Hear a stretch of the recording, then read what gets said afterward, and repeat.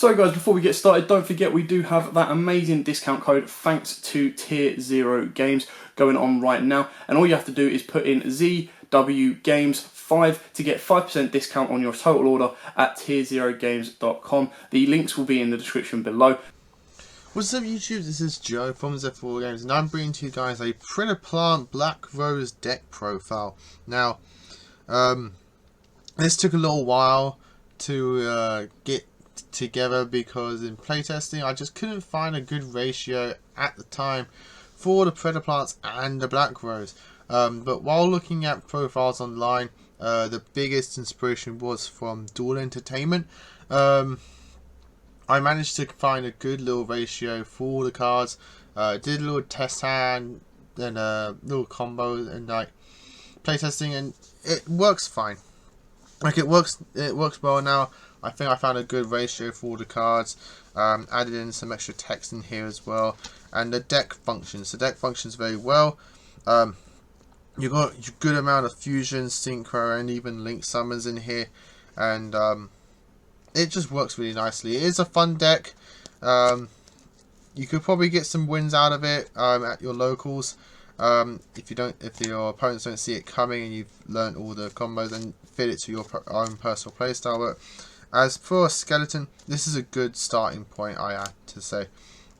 So with that said and done, let's get into it. Starting off with your Predaplant. Starting off with the Predaplants, we have 3 Scorpio, the best Predaplant, probably like one of the best plant monsters in the game. You know, just gets all your combo. It just starts off your plays, gets into your Jasmine, and gets into your fusion spells as well with the help of Darlington Cobra. This helps you search all your fusion spells, your polys, and your instant fusions as well, and your fusion substitutes and all that kind of stuff. Next we have 2 Sundew. Since this is a hybrid deck, you only need 2 Sundew. You get to Sundew when you need to because of your Scorpios and even your Lone Fire Blossoms. So you only need 2 Sundew. You can also get into it for your Jasmine and do some nice fusion synchro plays. Next we're playing one of the new ones, which is Spider Orchid. I thought this was like when it was summoned normal special, you straight away get your Predaplant, your plant to your hand, but it has to be during the end phase, so it's just a nice one-of. I wouldn't play more than one even in a pure Predaplant deck because it has to be at the end phase, which is a bit of a shame. So but as a one-of, it is pretty good. Next we're playing 1 Predaplant Celestial Ant. Searches your Predap cards when it's sent to graveyard and can help protect you during the battle from direct attacks, which is nice. To run up the Predaplants, I am playing 1 Drospemian Hydra and 1 Bangished Ogre. Bangished Ogre is really good in this deck, purely on the basis that you can summon this off the Jasmine, and then if you have the Rose Fairy, I think it is Dark Rose Fairy in your hand, you can then just summon that to the field since you've got a tuner in play. And you can go into like your level 8 synchros of like Savage Dragon or Scarlet with Dragon Archfiend. It's a very nice card, little combo there. But Hydra I do like just because being a level 5 as well, can combo well with your Red Rose being a level 3 tuner. And again, Savage or Scarlet or anything that you want, level 8 synchros. So these two are very nice in combo with the Rose Dragons just because of their levels alone. So that's it for the Predaplants. The generic plant is the Rose Lone Fire Blossom. I'm putting it here because you know I mostly use this for Predaplants anyway.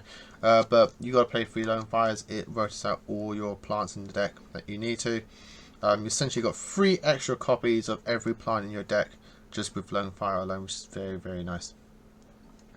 Moving on to the Rose Dragon part now. I play 3 White Rose Dragons and only 2 Red Rose and 1 Blue Rose. This ratio is actually really nice. White Rose is the one you want to see just because it summons from your hand and or graveyard. Which is very, very nice at any Rose Dragon. So usually you start from your hand the Red Rose, you go into your Black Rose, and then you can chain 3 effects of White, Red and Black Rose. Black Rose being last in the chain. So you go Black Rose first, Then white rose and red rose. Red rose, you add your frozen rose to hand, and then you summon your blue rose from deck. Then white rose, you will send a plant to graveyard. You mostly send your carrot rate champion or your revival rose or glow up bulb, any plant that you need. And then black rose resolves, bombing up the board. And then blue rose now activates into a destroyed by card effect. You can then revive that black rose dragon. So you've got it out your extra monster zone, and you just plus like 2-3 cards from it. So nice little ratio there. You don't want to see red rose too often, which is why you only play 2 of it, and you hope to just see white rose all the time. You want to see the white rose, and you don't want to see blue rose if you only play 1 of it. Next, we're playing 1 dark rose fairy. Summon self from your hand if you control a tuner, and then if a tuner tuners is a special summon except during damage, so special summons card from your hand. If this card is sent to graveyard, you can send 1 card from your hand or field to the graveyard. Place this card on top of or bottom of your deck. You can use each effect of dark rose once per turn. So got some nice little recursion there for itself, but you're not really going to use it for its second effect. You're mostly going to use it for summon. Once you summon a tuner, as I said, Bangish Ogre, then you special summon this, and you can go into a Savage play or Scarlet play. Playing 2 Rose Lover.